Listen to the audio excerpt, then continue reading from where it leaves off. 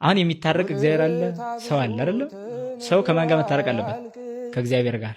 ከእግዚአብሔር ጋር የሚያስታርቀው መካከለኛው ነው።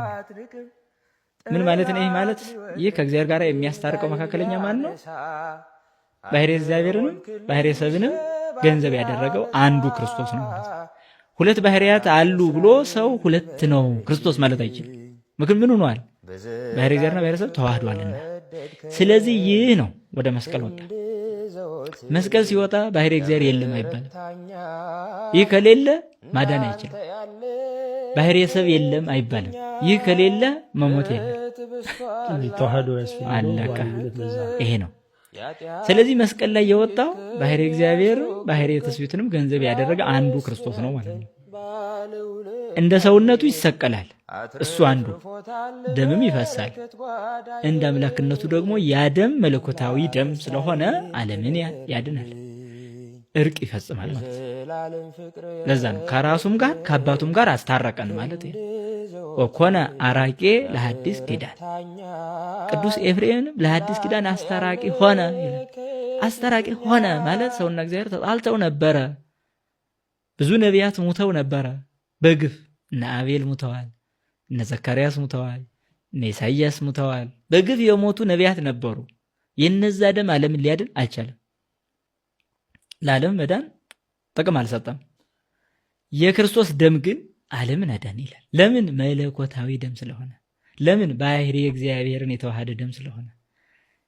ታራቂውም አካል እሱ ስለሆነ ይህን ነው እስመ ብዙሃን ነቢያት ወጻድቃን ሞቱ ወአልቦ ዘበቋ ሞቶሙ ወዘ ክርስቶስሰ አድኃነ ዓለመ። ሊቁ ቅዱስ ቄርሎስ ብዙ ነቢያት ሞቱ፣ ብዙ ጻድቃን ሞቱ አለ። ከክርስቶስ በፊት ስለነበሩ ነቢያትና ጻድቃን ሞት ሲናገር ያ ሞታቸው ግን ዓለምን አላዳንም አለ። ወአልቦ ዘበቋ ሞቶሙ ነው የሚለው። ሞታቸው ዓለምን ለማዳን አልጠቀመም። በሲኦል ተግዘው ለነበሩ ነፍሳት ነፃነትን ሊያውጅ የቻለ የአንድ ነቢይ ሞት እንኳን የለም። የክርስቶስ ግን አለ ዓለምን አዳናል። በቃ ለምን? መለኮታዊ አካል ስለሆነ በመስቀል ላይ የዋለው። ይህንን ነው ቤተክርስቲያናችን አስታራቂ ነው ስትልም ማዕከላዊ ነው ስትልም እግዚአብሔራዊ ባህሪና ሰብአዊ ባህሪ የተዋሃዱለት አንዱ ክርስቶስ እሱ በመስቀል ላይ መዋሉ ዓለምን ያዳነ ማለት ነው። ታዲያ ሊቁ ቅዱስ አትናቴዎስ ይህንን በተመለከተ አምላክ ከሆነ ብቻ ከሆነ እንደምን ተሰቀለ፣ ሰው ብቻ ከሆነስ እንደምን አዳነ ይላል። ስለዚህ አምላክ ቢሆን ያድናል፣ ሰው ቢሆን ደግሞ ይሰቀላል። ሰው መሆኑ ለመሰቀሉ፣ አምላክ መሆኑ ለማዳኑ ግልጽ ሆነ ማለት ነው። ስለዚህ አምላክነት የሌለበት ሰው ብቻ ከሆነ ሩቅ ቢሲ አያድንም፣ ነቢያትም ሙተዋል። አይ አምላክ ብቻ ነው ከተባለ ደግሞ አምላክ አይሰቀልም እንላለን ማለት ነው። ሰው ብቻ ከሆነ አያድንም፣ አምላክ ብቻ ከሆነ አይሰቀልም። ስለዚህ ይሄንን ነው ነቢያት ሐዋርያት በሙሉ ሲገልጹ የመጡት።